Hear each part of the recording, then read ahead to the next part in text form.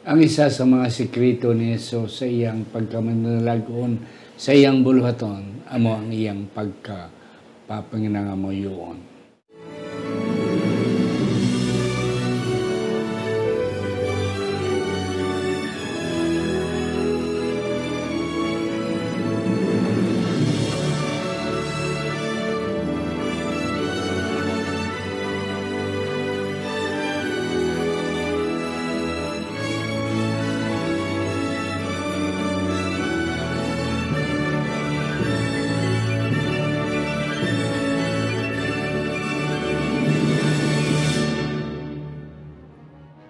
Ang pagtuon sa mga semanal nga pag-usisa, pagtalakay, pag-review o kon pagsiding sa atong nga leksyon sa eskwela sa Batika.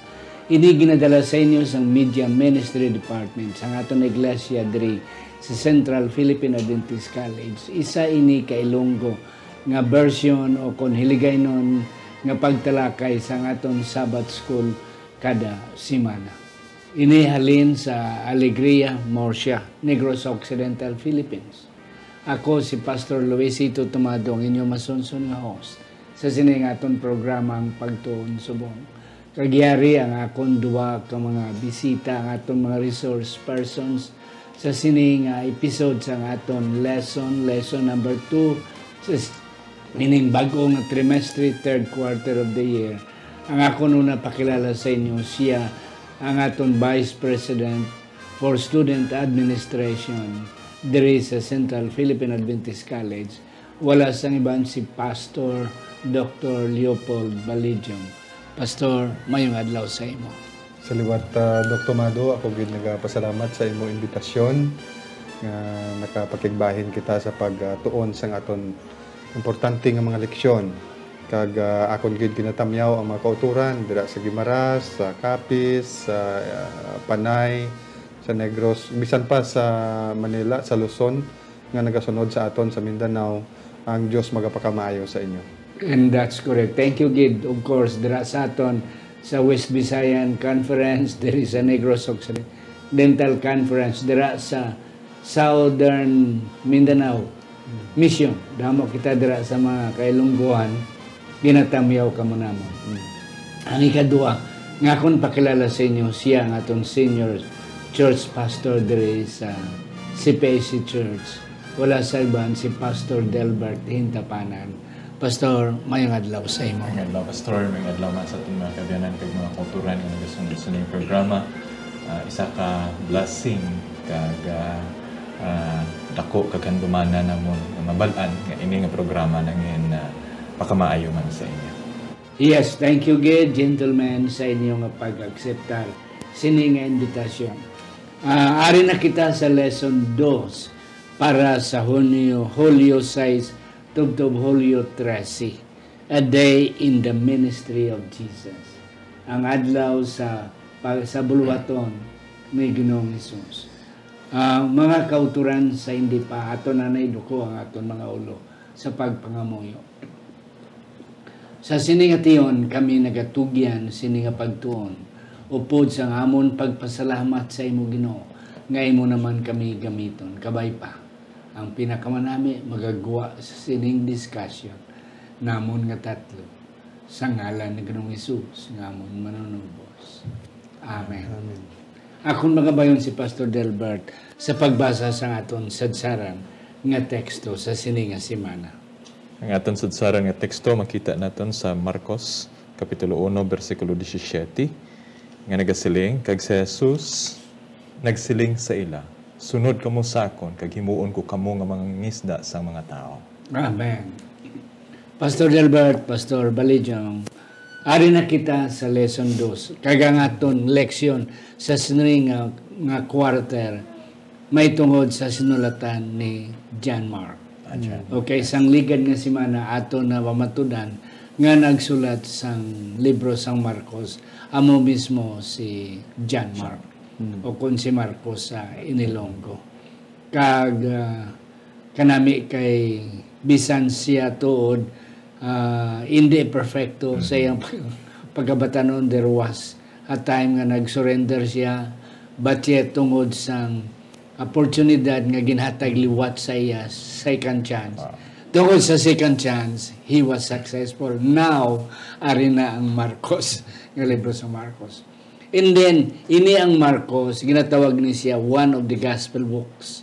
Upod sa Mateo, Lucas, kag 1. Okay. And then, ginatawag man ni sila nga the Synoptic Gospels. Labi na ginang tatlo ni. Yeah.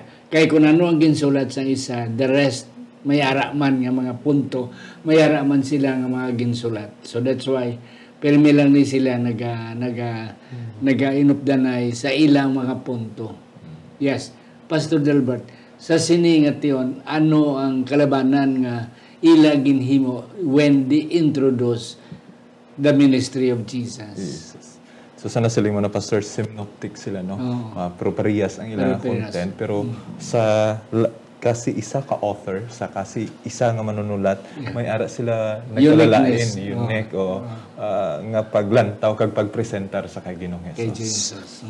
For example, si Matthew, so ang ginpresentar ni Matthew sa kay Ginoong Jesus, ang pagpangwali ni Ginoong Jesus, ang tagaan niya dako nga portion sa iyang libro, The Preaching in the Mount. Ato sa siya nagwali sa Olivo. Si Lucas siya naghambal sa kay Ginoong Jesus sa synagogue. Sa iya pagwali sa Sabado. Si Juan, ang una niya pang part sa iya gospel, si Ginoong Jesus nagkadto sa Kana kag naghimo sang milagro. Si Marcos kag si Lucas siguro may amo nga kabahin. They describe ilagin laragway ang unang nga bahin sang pagministeryo ni Ginoong Jesus sa sinagoga, sa papanawag. Pagnawag sa mga gintutunan. Yes, Doc Leopold. Ini nga synoptic gospel mga kauturan, Dr. Mado, nagpakilala ini kung sinugid si Ginoong Hesus. Kag diri man naton makita mga kauturan kung paano ining mga disipulo nag automatic iya sunod kay Ginoong Hesus pagpanawag ni Ginoong Hesus. Immediately nagsunod sila. Yes. Amo na ang ikanami sa ilang uniqueness. Kay every time maka-encounter si Jesus, kag maayuya ang mga masakiton immediately. Ini nga mga design, mga ginpang-ayo nagasunod-sunod dayon kay Jesus. Okay? Hindi na kita damo kita mga kauturan sa matunan. Pero ako na gamay explicar, ining natawag nga synoptic gospel. I mean ang gospel. Amo ni sila ang mga apat ka mga libro nga nagsulat sang life and teachings ni Jesus. Ang duwa eyewitnesses. Si John kag si Matthew. Kay mga disciple sila ni Jesus. Pero si John Mark kag si Lucas, mga galutaw pa ni sila sa angin sa panahon ni Jesus ministry. So, compiler, researcher. Ang ilan na sini mga second hand sila nga mga witnesses kay ilan na lang ginpamangkot ang mga tao, nabatian nila sa mga inuring-huring, nabatian nila sa ilang ginikanan about the life and teachings of Jesus. Yet, kanami sang ila presentation. Balik ko sa kay Pastor Leopold. Follow me. Ari, Pastor Doc Leopold? Ang presentasyon ni Jesus siya, may tungod sa iyang pagpanawag sang the first four disciples. Makita na ito nina sa Marcos 1:16-20 kung paano niya inigin panawag ang first nga apat ka mga disipulo. Ato na kita dira nga si Peter and Andrew nga kung sa diin si Simon kag si Andrew nagapangisda kag saygad sang baybay, nakita sila ni Ginoong Hesus. Kag tapos sila nga nakita ni Ginoong Hesus, ginhambalan sila ni Ginoong Hesus nga sunod kamo sa akon kay himuon ko kamo nga mga fishers of men. Kag mga kauturan immediately nagsunod man ining duha dayon ka mga disipulo. Ako gani ginatan-aw Dok, ano ang ara sa tingog ni Ginoong Hesus? Ano ara sa itsura ni Ginoong Hesus? Gabi ka convincing sang iya nga kung nataon na tumago wala na yan damo pasayod diri mo. Why na kuskus mo? Wala na mga bay pasalig pa ba nga ginhimo sa Ginoong Hesus sa ila wala. Nagambal si Ginoong Hesus sunod kamo sa akon himuon ko kamo nga may isda sa mga tao.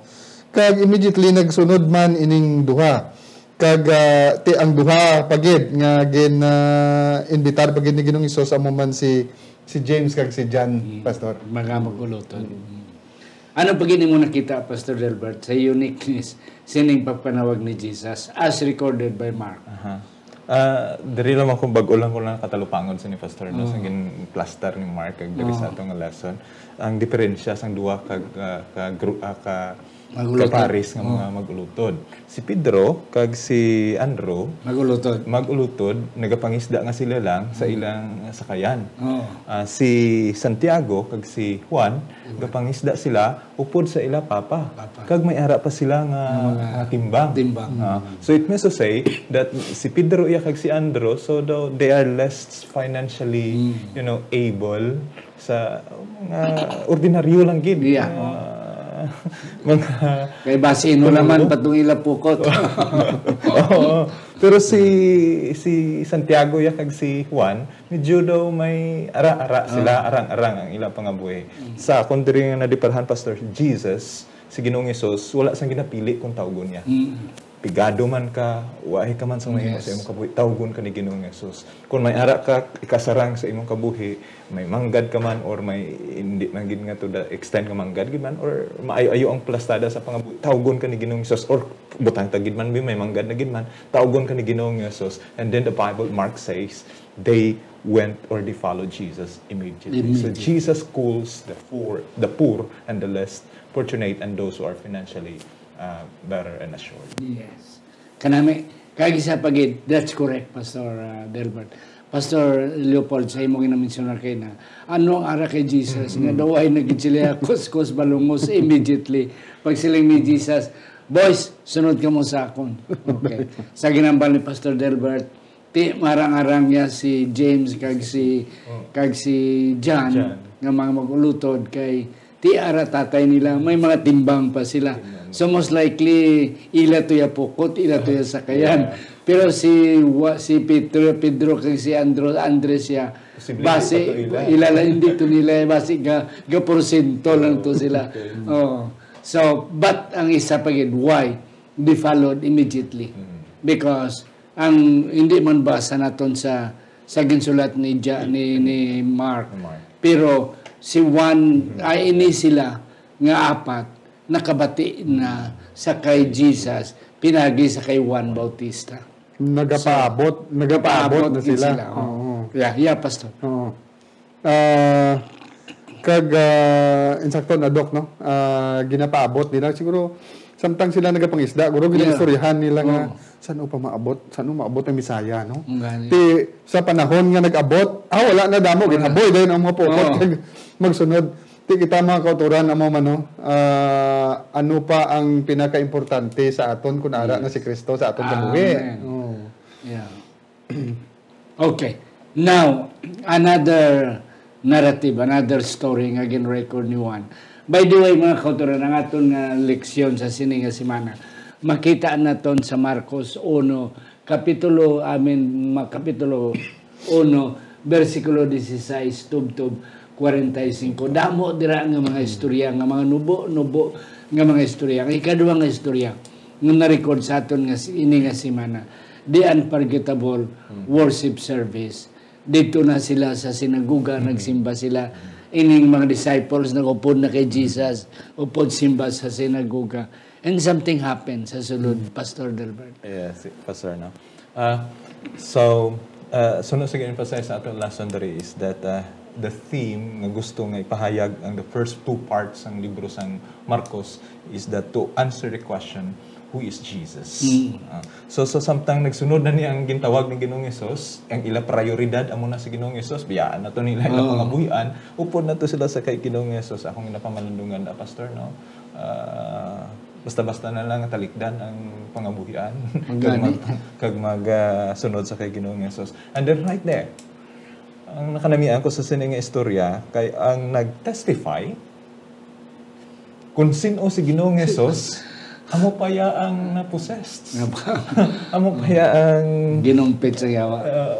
Ang ginulipon sa yawa. So if we will not testify that Jesus is the Son of God, then Somebody. Even the demons knows Yes. Jesus more than us, or more Amen. than the disciples. Yes. So they cannot just keep quiet. They can protest, pero hindi nila mapunggan ang sovereignty ni Ginoong Hesus. So then they And that's said, correct. Thou art the Holy One of God. Yeah. So, bati ko sa isa kawali yan nga, you cannot deny the Lordship of Jesus. Oh, wow. The Messianic. Bisan sino pa ka, kontra mo siya kung hindi mo ginmalipdan ang iyang pagka-Diyos. Yes. Pastor Leopold, anong imo pagkinasiningan sa sininges? Katahom, Dok, no? Nga ang demonyo, kilala niya si Kristo. Ito yung pamangkot, Pastor Dilbert, nga kilala niya si Kristo. Yeah. Diin ni sila nag-upod, kag diin ni sila nagkitaay. Ti ato nabasa niya sa kabilugan sa Biblia, especially dire sa Revelation 12, 7 to 10, nga may encounter na niya ang demonyo kag si Ginoong Hesus didto pa sa langit. So, may ara na sila past experience nga duwa Yep. na enkwentro sila sa langit. Ikaduha nila sining sagupaay, tapos matugmawan si Ginoong Hesus dito man sa may desierto.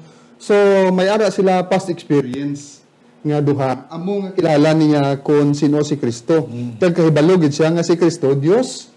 Kag gamhanan ini nga Dios. Ang pamangkot mga kauturan, may ara bala kita nga past experience man kay Kristo. Nga amo ang magapabakod sa aton pagtuo sa panahon nga kapanglakaton kita pod sa Ginoo. Yes, and that's correct. Yeah. Another pagid, Pastor Leopold and Pastor Adelbert, nga ako nakita diri, you see, bago pagid ang disciples na upod. Okay, yeah. Yeah. So, hindi pagid sila completely knowledgeable sa kay Jesus. So, when they heard from the demon-possessed that Jesus is Lord, naghatag sa dugang nga kadasig sa ining apat nga mga disciples. Nga no less than the demon himself know that this man is the Son of the living God, the Messiah. So, nagdugang pagid. Dayon, ang isa pagid nga ako na talupangdan diri, nga nakita sang disciples ang power. Wow. Yes. Narika. Ang power mo. Nga nagsinggit si Jesus, hipos ka. Dayon naguluwa ang demon possessed. Na isa pagid na sang record ni Mateo nga no less than the disciples witness aside from the people, aside sa iba ng mga tao. But ang importante gid is that four disciples witness the power of God. Do you have some more to add? Yes, sir. So, ang ako lang di is that if ang kaaway sang Dios nag-recognize nga siya anak sang Dios, ano na lang ayan ang taong hindi magkilala sa Ginoong Hesus as a son of God. But on the other side, Pastor, ako man din nakitaan, the one that troubles among scholars, nga ginhambalan ni Ginoong Hesus itong demon possessed atong ginayon niya, keep quiet. Karon nato na ito na. Sige. Keep quiet. Yeah. Balik ko sa kay Pastor Leopold. More Sabbath ministry. Ano pag hindi Pastor ang imo na talupangdan? Ining more Sabbath ministry. Ano ni ang ila di na experience yan?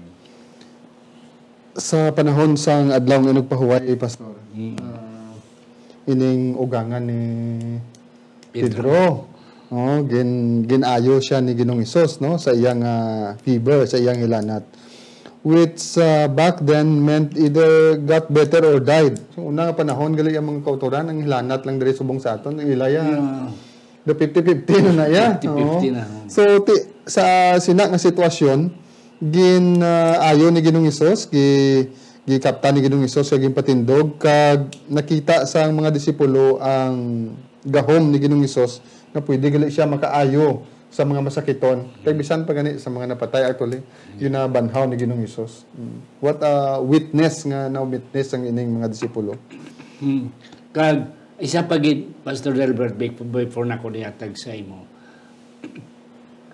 Damo pamangkot nga ginayo gin ni Jesus ang ugangan ni Pedro. Okay. Ang immediate reason kay ti siya nagabulig sa kay ti dira nagkaon sila mo dira sila nagpanyapon. So ang mga babaye permi ang mo ginayang sa kusina. So at least kana naayo ya And then ti nanay siya ni ugangan siya ni Pedro sa aton pa dako gid ang iyang mahimo sa pagtatap sa ila. Okay. Kaya ang ikadua, Yeah. nga kung hindi ito maayo, it might affect the ministry of Peter. Nga si Pedro, hindi dayon makasunod upod kay ti iya ay tatapon ang iyang napatay nga ugangan. So, that's the two reasons. May madamo pang. Pero amo na akong tanupang dan. Yes, Pastor Delbert. Ano pa ginay mo na sidingan? The same sa imo, Pastor, no? Nga ti, ang ginluwas ni Ginoong Jesus, ato ang natandog sang kabuhi ni Ginoong Jesus, amo man ang iya ginayo. Why? Ang isa ka ako nakita diri, Pastor, is that ang ginluwas kay ginayo ni Ginoong Jesus ministers to others. Yeah. Nagtabang sila Yes. sa pagpangalagad, kag sa pagtabang sa paglambot man sa iba. Yeah. Pagkakilala ni Ginoong Jesus. Sang nagligan nga si Mana, may punto dito, Pastor, na dumduman ko sa atong nga leksyon. Nga si Marcos, ang iyang record sa ministry ni Jesus, mostly is about the sense of touch. Oh, yeah. Oh, isa pa gina. Nga, sa iban sa record ni Juan, labinan ni Juan, ang nagsulat sa Juan, libro ni John. Oh, it's always the power of speech. Yeah, pero ang kay Mark, ang iya uniqueness about the ministry of Jesus sa iyang record is about the touch. Wow. No. So gin-touch siya ang nanay ni ugangan ni Juan sa sunod naton nga mga it's all about touching. The woman touched the seam of his the 12-year-old girl gin-kaptan niya ang aroon karon nga tuntunan gin-kaptan niya man. It's about the touch. Because there is magic in touch. Yeah. Balik ko sa imo, Pastor. Ano ang sikreto ni Jesus? After sito nga naayon nila, naggabi, and then, ano natalupangdan sa mga disciples? Wow. Ang mga tao na punong na sa pertahan. And then they are looking for Jesus as the healer among them. Yes. So, si Ginoong Jesus, magluwas nga ginayo siya, magluwas. Amo na bala, Pastor, nga ang gingamit nga word is immediately. Jesus' ministry is more on action. Yeah. According sa That's it. presentation ni Yeah. Juan. So immediately, dayo naman. Lain naman. So that's more on action. It's not about teaching a theological knowledge, kundi arang act of compassion, touch. Laing gid yakon may Action word, verb, kid permi. So Jesus demonstrates and Mark affirms Jesus' messianic title because of his healing ministry and his authority as he teaches. Yeah, and that's correct. Sa aton nga Wednesday, after, kung damo ng tao, nagdulugok ng mga tao, tidayon, siguro nagabihan sila, kapoy ang mga disciples. Wow. Pero, nagbatsaga nila pag matala di following day, wala si Jesus. Ginpangita nila, nakita nila, nga ato gali sa secluded place, nagpangamuyo. Yes, Doc Leopold. Before kita magkanto sa Wednesday, Doc, may nadumduman ko pala. Nga nagtumpok ang mga tao dito sa kay Ginoong Hesus. Wala man siya gani nagpangtagtag sa invitation letter to o pagwa sa TV o may tarpaulin sa balay ni Peter. Pero nakita na ko ang ka-genuine bala sa paghimo ni Kristo sa pagbulig. Kag mga kautoran amo man ning aton nga himuon nga makita ya sa bawat sa mga tao nga hindi lang ya siling kay may program kita namong nagabulig kita kundi ini hilimuon gid ni Kristo aton man sundon. Dire Doc amo ni ang pinakaalibuton guro sa aton leksyon sa ministry ni Ginoong Hesus ang iya sekreto sa madinaugon nga ministry amo gid ang pagpangamuyo. Yes. Ang hambal dire pangamuyo si Kristo sa dulumpa. Managbanag sa Israel siguro sa ilang panahon ambot kon ang oras subong sa aton Dok ang alas 3 nga kagahon amo man ayan didto. Nga magbangon siya kag naglakat. Pero ako mangkot Dok nga gagwa gid sa ila balay no. Kag maglakat dito sa unhan kag magpangamuyo. Kag nagapangamuyo siya sa panahon nga mga tao tulog pa. Kay mga kauturan, kung I don't know, wala man ni masulat, no? Pero kung ang mga tao bala makabugtaw na, dira na damo problema. Sa panahon nga istorya kita sa Ginoo, let's make it sure nga malinong. Kay kung nangamuyo ni si Ginoong Hesus mga alas 6, kag damo na nagkinarangkaran, kasi dok pagbugtaw ta aga, alas 5, hala, liligo, dinalagan kun diin. Nami si Ginoong Hesus ang tudlo, yagin sa aton mga kauturan, kagahon pa, tulog pa ang mga tao, nagbangon siya ka magpangamuyo. Secret sa ministry. Yes. Ambot sa inyo, sa kami ng mga retirees, mga alas 3 nyo kamatan. Kami, ti amo na siya, fresh kay muna huna. Samtang gaigda ka, damo, mandumduman mo, labi na sa ministry, labi na sa Biblia, labi na sa bulato. So, mapungko ko na dayon, kag magsulat ko mag-open sa imong laptop. Kaya mga punto bala, mga madumduman mo, wala mo mahuna-unaan sang bilong adlaw, mahunaan mo kaya imong mind is fresh ka. So, ginasulat ko na ang mga punto, labi na sa mga sermons. Ti ang old nga sermons, madumduman ko, madugangan sang bag-ong nga mga insights. So, isa na sa mga sekreto. Ti, labi na ang pangamuyo. That's really fresh in the mind. Yes, Pastor. Pastor. Since this is Jesus. I mean, He's the Son of God. Not siya sang Diyos, pero nangamuyo pa siya sa iya amay. What does Jesus really concern? Ano gid pala ang ara sa concern ni Ginoong Hesus? Does He want just, gusto niya lang ba lang na mangin madinaugon ang iya ministry? Or does He long for the presence of His Father? Kaya kung kaisa mga muyo, nga himuon, nga aton pangamuyo agud nga mangin madinaugon ta, so kung kaisa ginagamit na lang ang Ginoo pod para sa aton kaugalingon. But I think, Pastor, Jesus spent time to be in the presence of His Father. He is not just only asking blessings. Kaya kung kaisa ang pangamuyo, ginahimo ta lang kung may kinahanglan ta sa Ginoo, amo ta mga muyo. Load ako, may problema na. So, but if you long for the presence of God, kaya mo malani ang gusto sang Ginoo, and then that is the thing that we are hoping to. Nga kung tani, transparent ta sang Ginoo, halin diri sa duta, pagkadto sa langit nun ng himaya, nga upod ta siya. So, that's, I think, kung isa kabudlay, ari man si Pastor sa 1,000 missionary man ni kag dito ni nag-training. Mga trainee dito una-una pangamuyoon ka 30 minutes pero 5 minutes pa lang umpisa do. Ubos na. So if you mean only prayer as a prayer, but if you want prayer as to be in the presence sa presensya sang Dios, I think bisan siling ka nga hindi na ka maguntat pangamuyo. Yeah, that's correct. Why nagid kita time? Ari kita sa Thursday. Ang aroon diri nagpalapit kay Jesus. Yes, Pastor. Kag nagluhod. Tapos luhod, nagpangayo. If kanami iblas ang conditional nga punto diri. Nahimuan ko ni Wally, Pastor mo, sang pagtuon ko sang likat nga simana, sang Friday. Kay Friday ko nagintunan last week. Nakahimo ko Wally, naka-preach ko na yun, sining Wally. Yeah. Ang number 1 dira, ang aro represents sala. Ti ang aro is contagious. So ang isa ka tao kung makasala, contagious. Hindi lang siya, kundi bilong ng pamilya maapektuhan. And that's it. And then wala sing makayo sang aro during the time. Ti ang sala wala sing makayo except Jesus. So nagpalapit siya sa kay Jesus. Though it was hard for him. Kaya ti aro mo. Malakat ka lang sa dalan kasi sinigita ng tao. Panago ka buwara roon. Tapos ikaw mismo nga roon, masinggit ka, nga may aro ka. May aro ka. Oo, Pero ti pagpalapit siya kay Jesus, medyo conditional ang iyang approach.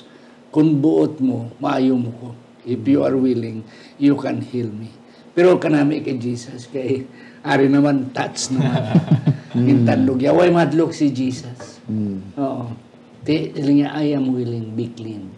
Dayon, sekreto lang niya. Hindi ka manugid.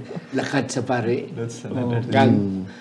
Maghalad sang offering according to Moses. Yes, Pastor. Ang why secret? Amo ni aton.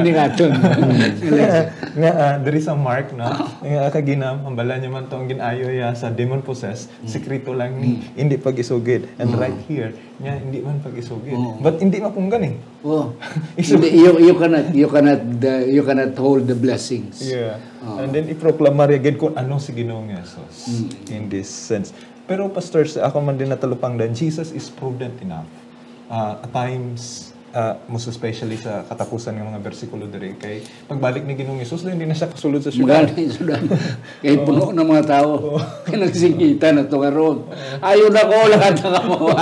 Ari pa siya nagdinugukok ng mga tao. Yes, Pastor, go ahead. So this is the lesson as well nga kung kaisa kung maghimo ta sa atong ministry, we should be prudent. We should observe also all the ethical standards nga kinahanglan naton as a preacher, as a healer. Do ang aton nga serbisyo kag ang aton pagpangalagad that tuod gikan sa aton tagipusoon pero ang kaaway kung kaisa hindi man malipay kag mahatag siya sa mga problema. That's correct. Yes, Doc. Ang command ni Ginoong Hesus nga hindi pag-isugid is it might create prejudice and prejudice the decision of the priest and bias against Jesus. So nakita na siya ni Ginoong Hesus mga kauturan, hindi bot hambalon nga hindi naton pag-isugid ang maayo nga natabo sa aton, taguon naton, hindi na ang bot hambalon kundi ang ginasiguro ni Ginoong Hesus diri nga hindi mahamper ang iyang ministry sa mga biases sa mga parisiyo kag sa mga tao. So sa aton paghimo sang ministeryo mga kauturan, although nga bisan pa hambalon naton hindi manugid pero insakto na hindi gid mapunggan. Pero sa adto nga panahon naka lusot gid ang pagwalis may balita ni Ginoong Hesus. Yes, isa nga ako na talupanggan about nga silang ni Jesus keeps this secret. Kaya ang atong relasyon bala sa Ginoo, hindi gid natong bagay pabukal. Wow, that's a great. Sekreto lang. And then ang atong life is the best sermon. Sang-sama po gala ako ya Kristiyano gid ko amo ko ni pero sa sulod sang balay tigri ka manggali. And that's the point. Kung sa simbahan pabugal ka amo ko ni may relas. Nagsunod dugay na ko nakalagad sa Ginoo 40 anyos na. Pero bisan imong kabataan hindi mong ma-converter.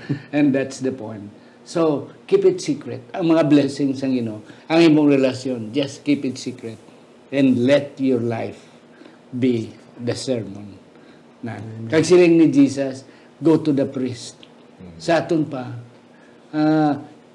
himo ka sang mga bulaton sa sulod sang iglesia. Kung ano ang aras sa iglesia, buligi. Offer the offering as Moses command. Sa aton pa, mangin blessing ka sa simbahan. Mangin participants ka sa buluaton sa simbahan after you have the relationship with Jesus. After Jesus have done something good to you. Wala ubos na mga kauturan. Ako rin lang pangiwan si Pastor Delbert and then eventually si Doc Balidyong, Doc Lupon sa niya last word. So in relation, Pastor, sa aton last nga lesson, si Ginoong Hesus, bisan pa hindi dapat, kag suno sa Levitical law, hindi dapat tandugon po si Ginoong Hesus, gyapon nagtandog. Subong sa aton syudad, wala na sang leprosy or sang aroon. May ara pa gid man, pero pipila na lang, kag controlled na, pwede na nato maayo. What the thing that I'm pointing out is that let us go to the marginalized of the society. Amen. Katong mga wala na talupang dan, amo aton talupang don kag tagaan sang pagtamod as we claim the love of Jesus and His ministry. Amen.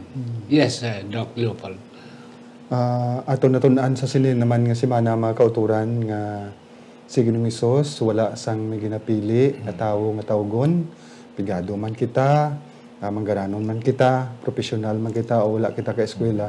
Ang Dios nagatawag gid sa aton tungod kita tanan kandidato sa langit nga iya ginapreparar. Kag sunod mga kauturan, ang pagpangamuyo aton gid sundon ang pattern nga ginhimo ni Ginoong Hesus kay na siya makahatag sa aton sang kabakod sa aton espirituhanon. Hindi naton paghimuon ina nga pangamuyo nga daw bayang magilew nga kung ano sang flag mga muyo makanta kita hindi naton na imuon kundi imuon na naton mga kauturan nga lifestyle sa aton kabuhi samtang gawlat sa Ginoo. Yes, and that's correct. Mga kauturan, kadamo gid sa hinamuan ni Jesus. Pero isa lang, ako ni highlight sa karon nga semana.